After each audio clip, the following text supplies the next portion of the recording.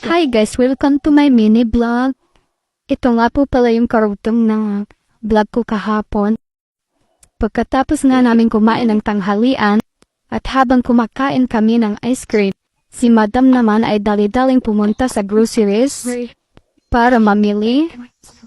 At hinugasan ko na nga ang mga prutas na yan, para pag may gustong kumain, maninis na. Lalo na yung alaga kong maniihit, gustong-gusto niya yung mga prutas na yan. Kaya hindi pwedeng walang prutas sa bahay. Dito kahit hindi Pasko o bagong taon, maraming prutas dito.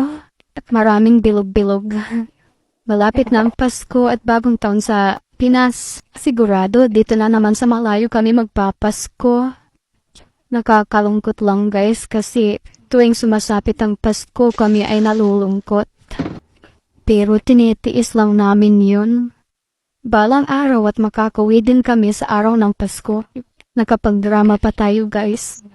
At nung natapos ko na nga po palang hinugasan yung mga prutas ng merienda na po pala ako dyan. Medyo malabo na po yung mata ko. Ay, stiyo cellphone ko po. Thank you so much. Hanggang dito na lang po.